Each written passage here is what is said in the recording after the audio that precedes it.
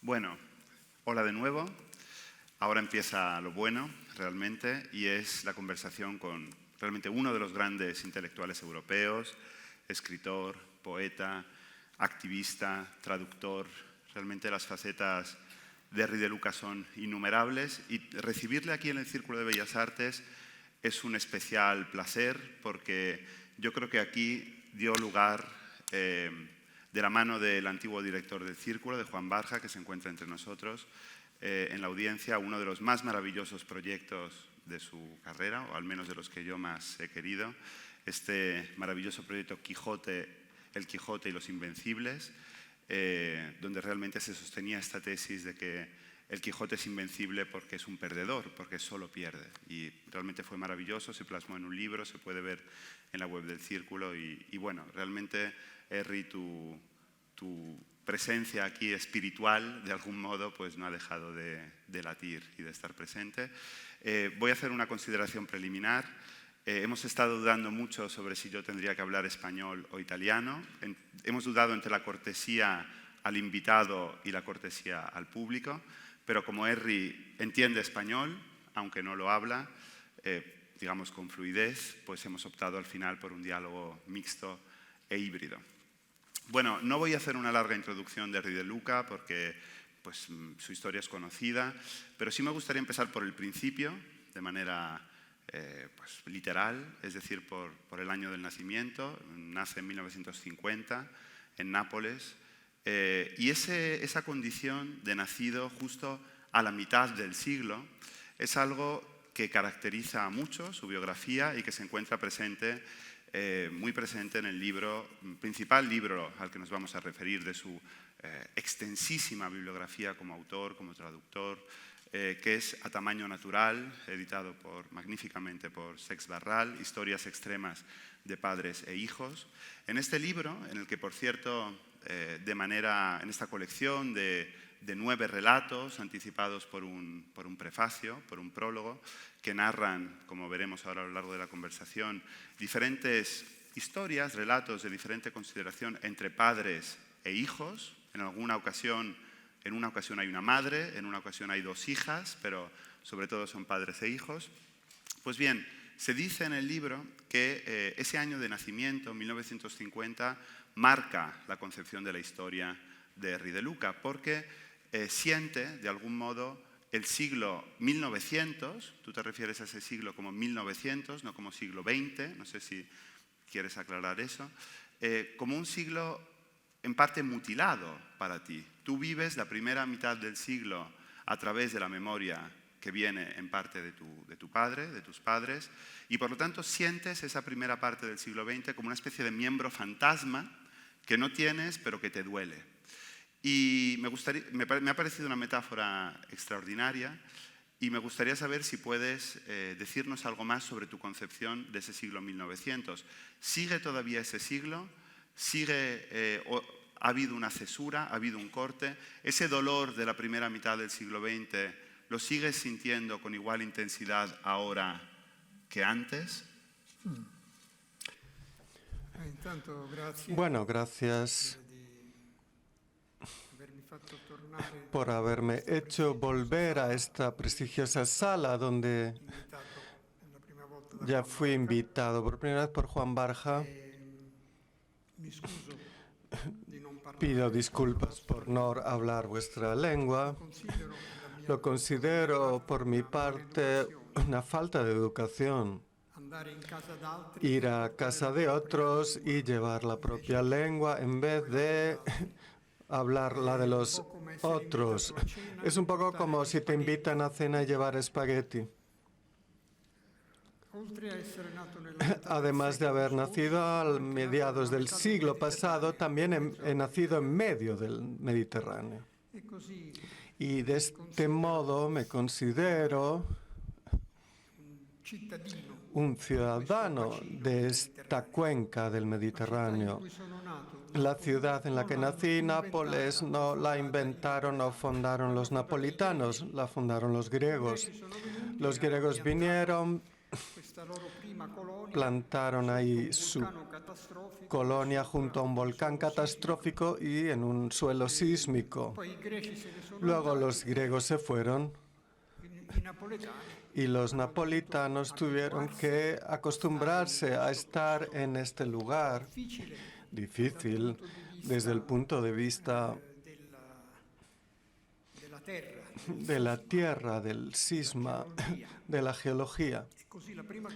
Así que lo primero que hicieron los napolitanos fue dotarse de un santo protector. Hace falta un santo protector en estas circunstancias. El santo protector de los napolitanos se llama Genaro y es un santo especializado en erupciones. Un santo vulcanólogo, podríamos decir. ¿Por qué?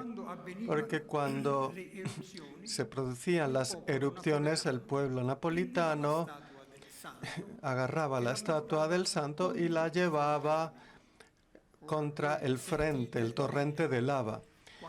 Ahora, cuando suceden erupciones en el mundo, la población se va, es evacuada. El pueblo napolitano, por contra, iba en la otra dirección con la estatua para detener el avance de la lava. Los efectos tenían que ser también positivos, porque algo funcionaba, gracias también a la fe de ese pueblo. La fe, más que el santo, hacía de barrera. Pero esto explica, o al menos me lo explica a mí, que vengo de un lugar en el que el sentimiento de lo sagrado no viene de lo alto en el cielo, sino del fondo de la tierra. Aparte de esta explicación geográfica que para mí es decisiva, también entra la cuestión de que el siglo XX ha sido un siglo en el que la historia mayor ha aplastado, se ha impuesto, ha disgregado la historia menor, ha separado padres de hijos, maridos de mujeres, pueblos enteros de los lugares en los que nacieron. Nosotros los italianos en el siglo XX hemos sido los accionistas mayoritarios de una gran evacuación mundial. Millones y millones de nosotros, hasta 30 millones, se dispersaron en otros continentes. Así que ha sido un siglo aplastador, el siglo que inventó las guerras modernas. Las guerras modernas se guerran de las guerras del pasado en que tienen como objetivo principal la población civil y no los combatientes, los soldados. La facturación de las guerras modernas, el producto bruto de las guerras modernas es la destrucción mayor de centros habitados y de vidas de personas. La última guerra en Ucrania es ejemplar de la manera más desgarradora. Todos los misiles que dispara Rusia no golpean los puestos militares, sino las ciudades que están detrás, las instalaciones eléctricas, suministros. Las ciudades golpean los centros habitados. Ellos son el destino, el objetivo principal desde el punto de vista militar. Esta guerra moderna, que yo considero que empieza precisamente aquí, con la Guerra Civil Española, y continuó a gran escala en la Segunda Guerra Mundial y sigue a menor escala en las guerras sucesivas. Vengo de un siglo que ha inventado, aparte de las migraciones y las guerras modernas, ha invitado también la fórmula, la política de las revoluciones. El siglo XX ha sido un siglo revolucionario. Con esta fórmula política se Derribaron imperios coloniales, cayeron tiranías, se formó una nueva geografía política del mundo con naciones que surgieron con su independencia. Así que he sido contemporáneo de este siglo de las revoluciones. Todas estas cosas han hecho de mí una persona del siglo XX. También de la mitad en la que no había nacido. Y lo que considero y lo que recuerdo está todo implantado en el siglo XX. Lo que sucedió después con el nuevo cambio de numeración es bastante confuso para mí. Recuerdo, distingo poco los acontecimientos de los años 2000. Sí que soy uno del siglo XX que habita en estos nuevos tiempos porque los considero como un huésped de tiempos suplementarios. En el libro, que a tamaño natural, en la explicación previa a uno de los capítulos, El crimen del soldado, justamente se encuentra esta concepción de la historia, ¿no? de Henri de Luca, donde se dice que la historia no es un archivo, es un material narrativo, y que la historia de 1900, más que la de cualquier otro siglo, ha hecho añicos de forma masiva las pequeñas historias personales, las vidas singulares atrapadas en su mortífero engranaje, ¿no? Y al final de este párrafo muy hermoso dice: hacen falta 1000 voces para contar una sola historia, afirma un dicho de los pieles rojas norteamericanos. Aquí se añade una, ¿no? Yo creo que la humildad narrativa es, en todos sus sentidos, una de las características de este libro, por otro lado, extraordinario. Y se ha mencionado, ¿no?, la indignación de Henri de Luca hacia la guerra de Ucrania. Como quizás sepan, él mismo fue con una columna de convoys a Ucrania justamente para dar apoyo, ayuda a esa población, al igual que había hecho previamente en el conflicto de la antigua Yugoslavia, yendo a Belgrado, como había hecho en otros conflictos humanitarios como en Tanzania. Esta función de acompañamiento del intelectual, de compromiso social del intelectual muy implicado, es el alma, ¿no?, de su fundación, de la Fundación Henri de Luca, especialmente empeñada también en el apoyo a los migrantes, a la migración, con esta beca migrante también que se ofrece para posibilidades de estudio a los migrantes.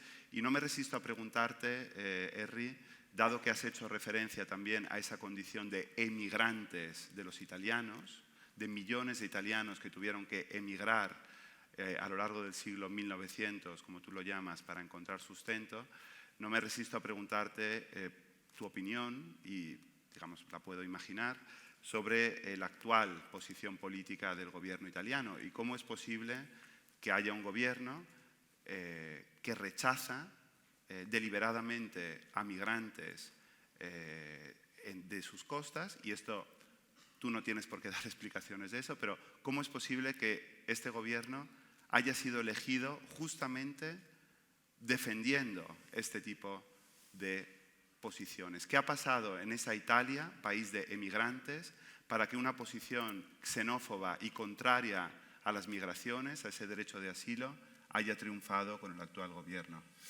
No ha triunfado solamente solo con este gobierno actual, también en los gobiernos anteriores.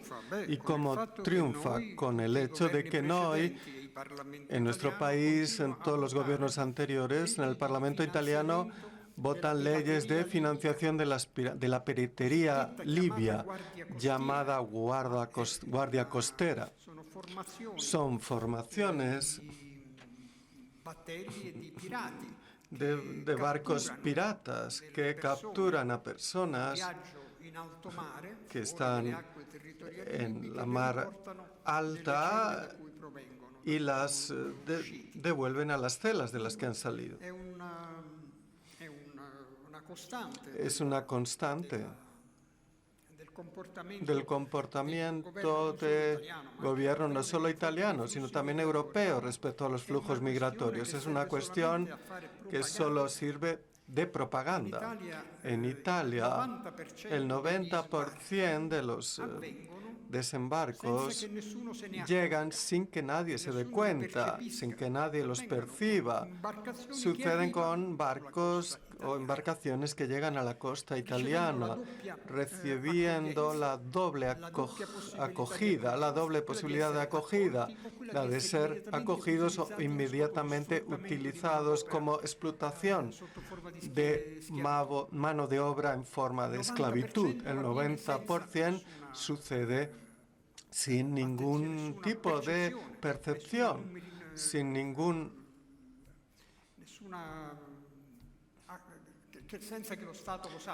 que lo sepa el Estado. Se da cuenta del 10% que corresponden a los barcos que consiguen escapar, hacer que escapen del naufragio algunas personas condenadas, de lo contrario, a muerte por ahogamiento, llenando el Mediterráneo de cuerpos. El Mediterráneo se ha convertido en una gran fosa común ahora, pero no solo, pero la gran parte de esos desembarcos no constituyen el número mayor de entradas no autorizadas en Italia. El número mayor de entradas no autorizadas en Italia sucede a través de la ruta balcánica.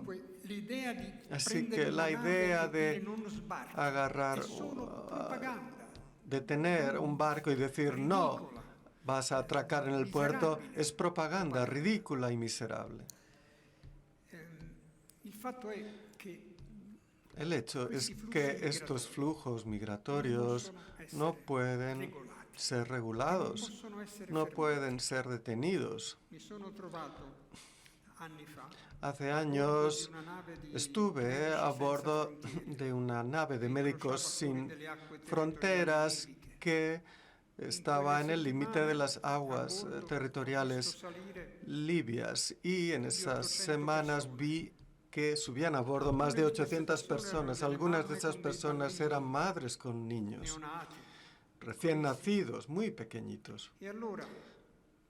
Entonces, ¿qué puede ser más fuerte que el instinto materno de protección?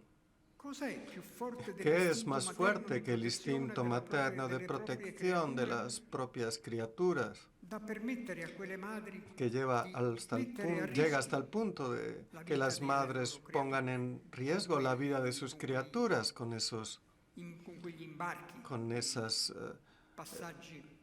viajes en barco, en alta mar? ¿Qué es más fuerte que el instinto materno? La desesperación. La desesperación es la fuerza motriz de los flujos migratorios, respecto a la cual ninguna fórmula de obstaculización puede funcionar como disuasión. Recuerdo, yo estudié letras clásicas, recuerdo un verso en la Eneida de Virgilio que hace decir a Eneas, pone en boca de Eneas, interrogado por la reina de Libia. Fijaos qué coincidencia, la reina de Libia, Didón, acoge a Eneas, que termina naufragando en sus costas, y le interroga, sabe que es un héroe que viene de Troya, y le interroga, le pregunta, ¿cómo has conseguido salvarte? Él con su pequeña flota, ¿cómo ha conseguido salvarse la destrucción de Troya? Y Virgilio pone en boca de Eneas esta frase, dice, la única salvación para los vencidos es no esperar ninguna salvación. Parece una broma, un contrasentido, una contradicción en los términos. No esperar ninguna salvación es la única salvación. Sí, porque en el plano de la desesperación, la esperanza es un obstáculo, un freno. La esperanza te lleva a esperar que alguno va a venir a salvarte, que alguien puede, o una divinidad te pueda echar una mano.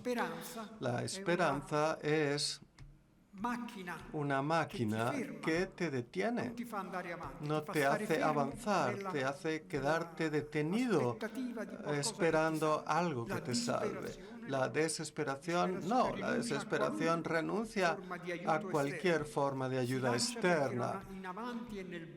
Se lanza uno en la oscuridad, en la desorientación, porque no hay ninguna otra alternativa frente a esta fuerza motriz de los flujos migratorios, la desesperación.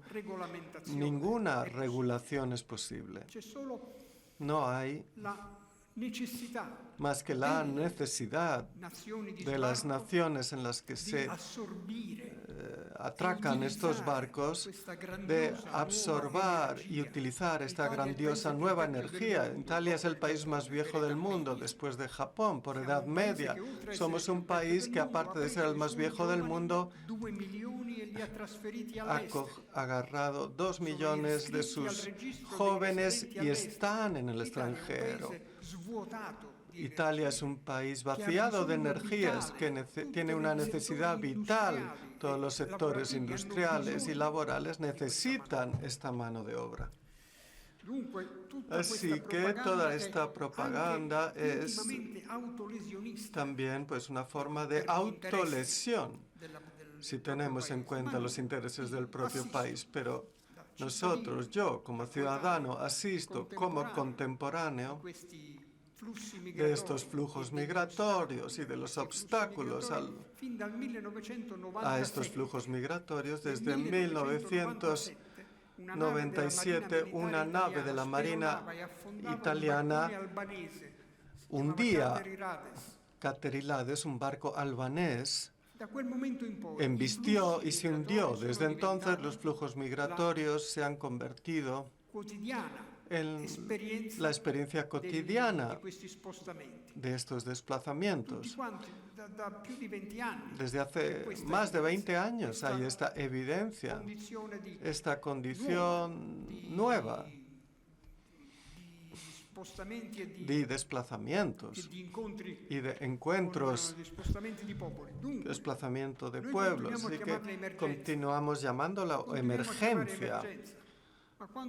Pero cuando llamas emergencia a algo que sucede todos los días con regularidad, estás simplemente usando un vocabulario falso para decir que no eres capaz de llevar a cabo prácticas corrientes con las cosas ordinarias de la administración normal, porque los flujos migratorios corresponden a una administración corriente.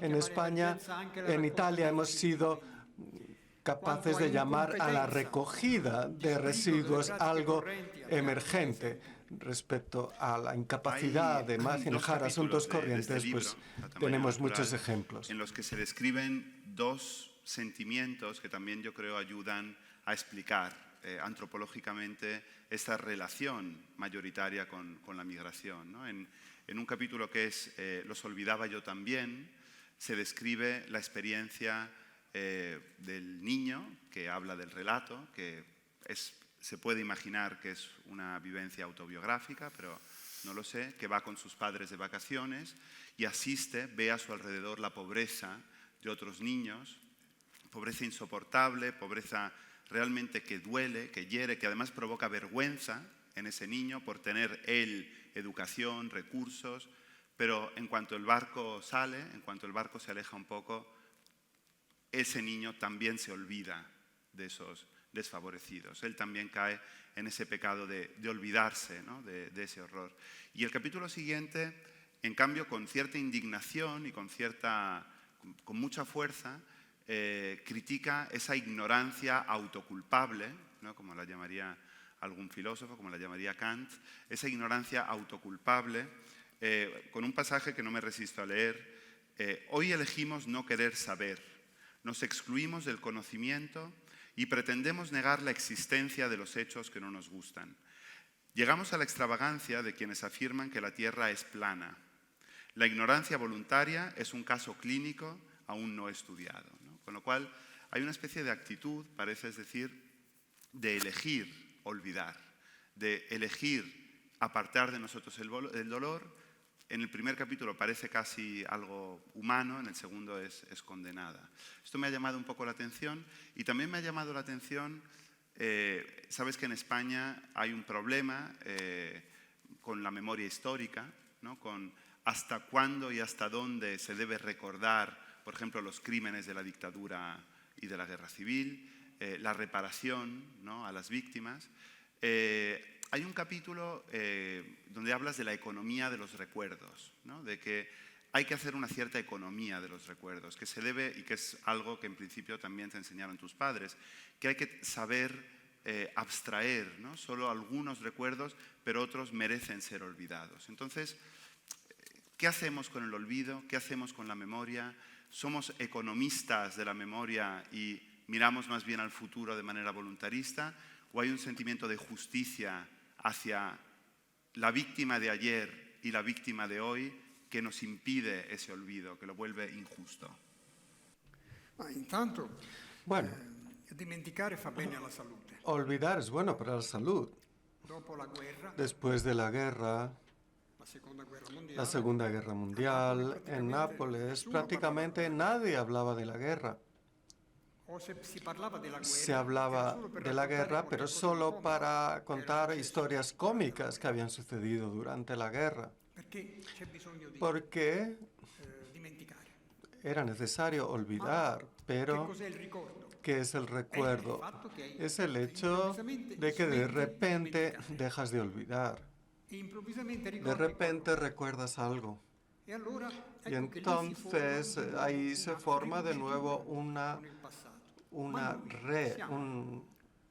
volver a trabar los vínculos con el pasado. Hoy estamos rodeados de noticias que nos estimulan a reaccionar sentimentalmente. Continuamente se nos invita a ocupar de algún caso grave. Es natural que reaccionemos con distancia, que nos distraigamos. Es algo muy natural. No pueden pretender de nosotros las noticias que estemos continuamente movilizados para estar a la altura de los contemporáneos, de estas desgracias, de estas situaciones. Pero ¿qué sucede? Que cada vez que, por casualidad, si nos encontramos a alguien por la calle, alguien que tropieza ante nosotros, que tiene una necesidad repentina, que nos pide algo, todas las veces que rompemos el comportamiento de la autodefensa frente a los desastres en un solo punto, que bajamos esa defensa, ahí se reforma la solidaridad, la fraternidad. Basta un único gesto de fraternidad para poner patas arriba todo el tiempo en el que no somos capaces de reaccionar, no estamos preparados. Basta muy poco para volver a ser personas que finalmente dicen, bueno, al menos he hecho algo yo también, como producto de la propia jornada. Pero lo he hecho por casualidad, no porque me haya empeñado en hacerlo. Ha sucedido, he reaccionado por una vez repentinamente. En Italia existe junto o quizás lejos de la representación política, existe un mundo de millones de personas que son voluntarios, que prestan su tiempo, sus competencias gratuitamente para ayudar, socorrer una de tantas omisiones de servicio que el Estado deja sin cumplir, sin cubrir. Ayudas, fraternidad, amistades, de ayuda urgente. Esto es continuamente la negación del estado de cosas presente, es continuamente el espíritu de contradicción que nuestra especie humana pone en acción para reaccionar a la presión del tiempo circundante. Sí, he ido a Ucrania, he ido solo con un amigo, otro jubilado, hemos comprado una furgoneta en febrero, una furgoneta usada, y hemos ido a Ucrania a llevar ayuda, la que nos pedían en Ucrania. Cada vez que íbamos había un puesto de refugiados que necesitaba algo, nos enterábamos y lo llevábamos allí. ¿Y qué hacemos? Pues no es nada, es una gota. En este caso, sin embargo, la gota tiene una función de irrigación en el desierto. En el desierto no hay que perder ni una sola gota, todas las gotas riegan, desecan. Y hay una fuerza extraña de atraer otras gotas, de unir varias gotas. Estas son cosas que están a mi alcance y las puedo hacer, pero sin tener que ir y hacer 3.000 kilómetros en Ucrania y volver. Basta cualquier gesto de fraternidad durante una jornada entre nosotros, entre las personas a nuestro alrededor, para romper este asedio de los males del mundo, etc. Hay una frase cristiana que dice, ama al prójimo como a ti mismo. Es una frase cristiana. En realidad es una frase que se lee en el capítulo 19 del Levítico, del tercer libro del Antiguo Testamento. Es escrito así, ama a tu vecino como a ti mismo. Esa frase es muy precisa. Me explica algo importantísimo. Lo primero, que el vecino es el vecino, no el ucraniano. Puedo ir también a Ucrania porque me veo implicado por el siglo XX. Pero el vecino, el que está a tu lado, el que vive en el apartamento de enfrente o que te encuentras por la calle, ese es el vecino. De ese sí eres responsable. Con ese puedes hacer algo, pero luego la fórmula de la frase dice, ama a tu prójimo como a ti mismo, y no lo contrario, ámate a ti mismo como al prójimo.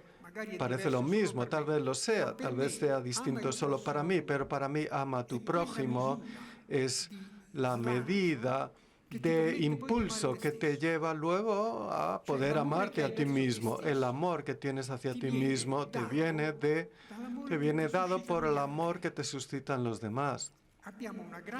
Tenemos una gran reserva amorosa, de energía amorosa dentro de nosotros, pero tenemos necesidad de alguno que nos la saque.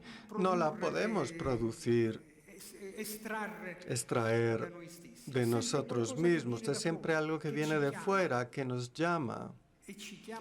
Y nos llama a esa energía amorosa hacia afuera. Si consigues tener estos impulsos generosos hacia los demás, entonces tu dote de amor para ti mismo aumenta. Es una cuestión misteriosa, pero es así. Este sentimiento amoroso que tenemos dentro de nosotros necesita, para ser ampliado, para salir fuera, necesita una especie de cebo exterior. La cerilla que cae sobre la tierra, el rayo que cae sobre la tierra, esa enorme energía se ha llamado chispa piloto. La chispa piloto genera un campo eléctrico y el rayo llega precisamente ahí. Yo lo veo en la alta montaña. Se ve mucho cuando va a llegar el rayo, porque hay algo en el área, como si estuviera friéndose. Hay ese ruido, ese chisporroteo, está cayendo ahí junto a ti, en un puesto cualquiera de ese área magnética. Se está cargando la chispa piloto y si está cerca de ti es inevitable que te golpee, debe salir de ese campo magnético, pero es esa chispa piloto que llama al rayo. Ese sentimiento amoroso que es poderoso como el rayo necesita la chispa Tu piloto. respuesta, Henry, se ve perfectamente muchos rasgos de tu trayectoria y de tu vida, tu alma de montañero, ¿no? De persona en las montañas, tu faceta de traductor, especialmente del hebreo y especialmente de los textos bíblicos, y también tu faceta de activista social empleado sobre todo en el campo humanitario. No es casual que hables de estos gestos de amor, ¿no? Hacia el prójimo, porque de hecho el libro a tamaño natural se cierra con una historia de enorme sacrificio de este Henry Goldsmith, que nunca fue padre, pero se comportó como un padre con todos los alumnos del orfanato a los que acompañó en el drama nazi hasta morir, ¿no? Hasta morir él mismo. Y esta cuestión de esta frase que tú dices, ¿no? Se le llamó padre, pero nunca fue padre, me lleva, ya casi al final de la conversación, porque desgraciadamente nos estamos quedando sin tiempo, al tema central de tu libro, que es la cuestión de la paternidad, la cuestión de las relaciones entre padres e hijos, las relaciones simétricas, a tamaño natural, 1-1. El título viene de un capítulo en el que se habla de la relación de Marc Chagall, del pintor, con su padre, y ese retrato que le pinta para, de algún modo, expiar su propio sentimiento de vergüenza hacia el origen humilde del padre, pero todo el libro está transido de historias extraordinarias, en todos los sentidos de la palabra extraordinaria, de relaciones paterno-filiales. Y claro, tú mismo adviertes desde el prefacio el carácter muy extraño de este tema central, porque tú no eres padre, aunque sí hijo, ¿no? Y aunque tú en un momento del libro niegas esta hipótesis que yo voy a plantearte, me gustaría que me dijeras algo y si efectivamente la rebates. A mí me ha parecido ver en el libro un cierto propósito de paternidad en el mismo hecho de escribir el libro, una cierta voluntad de escribir a otra generación. Hay un momento en el que tú dices que no te crees capaz de dar ese salto generacional, ¿no? Pero en la voluntad general del libro, en ese diálogo que muchas veces los padres tienen con sus hijos, yo he visto tu propia voz intentando hablarle a otra generación. Hay una metáfora extraordinaria aquí en el libro de Henry de Luca sobre las generaciones, que son como las piernas, ¿no? Una va antes que la otra, pero de algún modo siguen un movimiento constante. ¿De verdad no te estás comportando aquí como una especie de, no me gusta la palabra padre espiritual, que nos lleva a otro ámbito, pero de un padre que tiene que enseñar a una generación de la que de algún modo también se siente padre? No, non credo, no. No, no lo creo. No. Il fatto di essere El rimasto hecho de haber sido solo hijo tiene este hecho curioso. Me lleva a sentirme contemporáneo de todos los que viven en mi tiempo. Es decir, de un niño recién nacido y uno que tiene un siglo de vida. Para mí son todos mis contemporáneos, mis coetáneos, porque no he hecho ese salto de generación, que es ocuparse de una generación sucesiva, de tener la premura y de interesarse por esta generación. Yo me he quedado como contemporáneo, coetáneo, así que me dirijo a un niño como a uno de 100 años, de la misma manera, porque no he pasado del otro lado del banco. Es como si estás en un cliente en un bar y luego te haces camarero, pasas a la otra parte de la barra y eres el que sirve las bebidas. No, yo me he quedado del otro lado de la barra. Así que no me siento en modo alguno, no me considero instructivo alguno. Por afecto o por darme un título, me llama maestro, pero yo no soy maestro de nada. Soy un continuo principiante.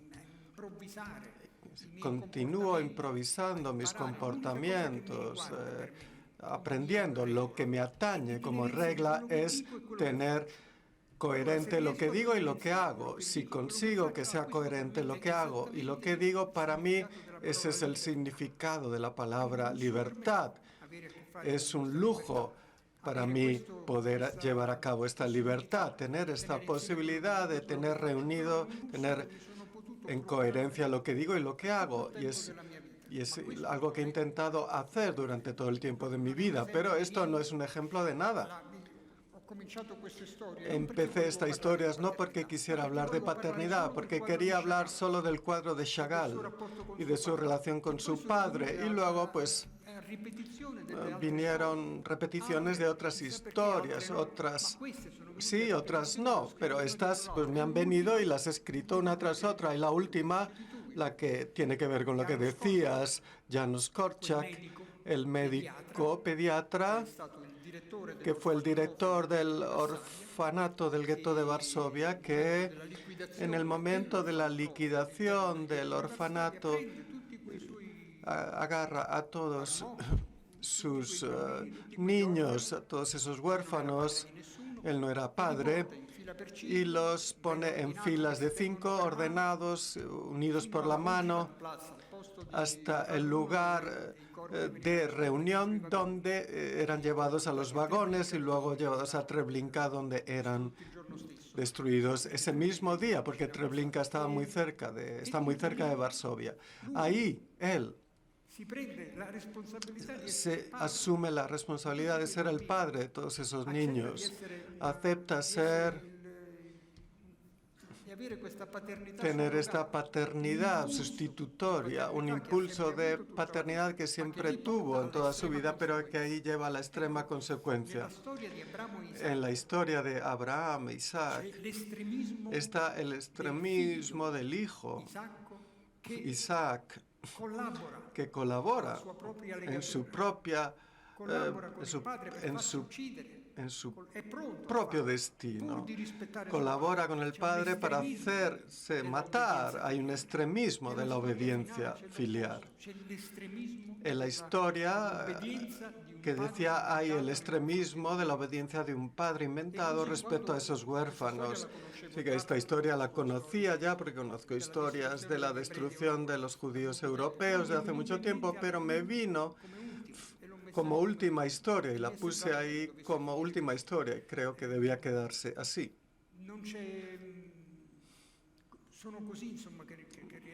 Así es como consigo escribir historias, no las puedo programar, no son premeditadas, suceden bajo el impulso de asociaciones sucesivas, no tienen ninguna lógica, ni siquiera para mí, son solo una tras otra. No puedo ser instructivo para nadie. Eso es muy hegeliano, ¿no? Decía Hegel que hay que guardarse de ser edificante, hay que, digamos, evitar esa tentación. Y una última pregunta, Herri, en el libro hay un concepto, una palabra que yo creo que es central, que es la de resistencia, junto con la coherencia, ¿no? de la que tú has hablado. Creo que la coherencia y la resistencia están ahí. En concreto hay un pasaje en uno de los capítulos, aquí de tamaño natural. Bueno, evidentemente algunas de estas posiciones ya se encontraban en la palabra contraria, el escrito, digamos, en defensa, ¿no? Con el proceso penal, con el proceso, digamos, por inducción al sabotaje, del que luego evidentemente fuiste absuelto, etc. Donde en este pasaje te declaras enemigo del verbo confesar, dices que el verbo confesar no te gusta nada en ningún sentido, y dices, en un juicio en Turín tuve en cambio preferencia por el verbo reafirmar. Acusado de pronunciar frases instigadoras para cometer actos delictivos, las repetía a ultranza, exactamente igual. Es quizás esa coherencia, no solo entre lo que se dice y lo que se piensa, entre lo que se piensa y lo que se hace, como acabas de decir, sino una coherencia en el rumbo que se mantiene en la propia vida, uno de los principales valores que tú aprecias en tu propia trayectoria y en la trayectoria de los demás? No sabría qué decir, ni siquiera la llamaría coherencia, tal vez para los demás. En la vida de los demás existe, yo no me atribuyo una coherencia, sino una obstinación. Voglio tenere insieme Quiero quello che dico e quello che faccio. que sea coherente lo que hago y lo que digo.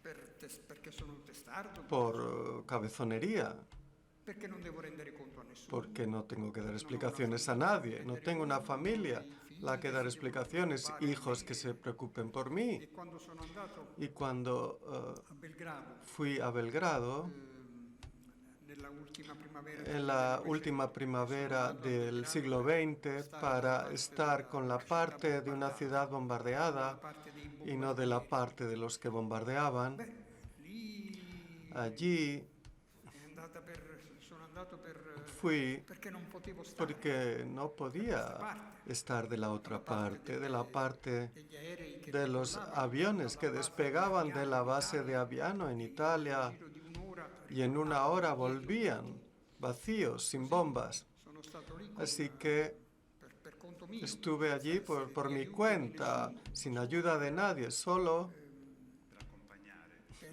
ma neanche neanche con ni siquiera con la ciudad, porque no me aliaba con la ciudad. stavo con quella città. No estaba con esa ciudad, quería estar dentro, Stata la vita di mia madre che era como le pasó a mi madre, que estuvo dentro de los bombardeos de Nápoles en la Segunda Guerra Mundial. Para mí era cerrar cuentas ajustar cuentas con el siglo XX, estar en esa ciudad. Y para mí, les contaba a los amigos que cuando volví, mi madre todavía vivía y por supuesto no estaba muy contenta de que yo hubiera ido allí. Al final, pues cuando volví me lo ha reprochado, me ha dicho que aquella guerra me la había buscado, mientras que ella, su guerra, la que había tenido como niña en casa, directamente en su propia casa, dentro con las bombas que cayeron sobre Nápoles, la ciudad más bombardeada de Italia en la Segunda Guerra Mundial. Aquella guerra no se la pudo quitar de encima, no la había podido evitar. Aquella guerra yo había ido a buscarla en Belgrado y esa no era su guerra. Y era cierto, no era su guerra. Pero yo terminé la discusión diciendo que la gran diferencia que allí en Belgrado nadie hablaba napoletano. Pues creo que tenemos desgraciadamente que terminar la conversación. Esperamos, Herri, que te sigas obstinando a escribir libros, que te sigas obstinando a venir a Madrid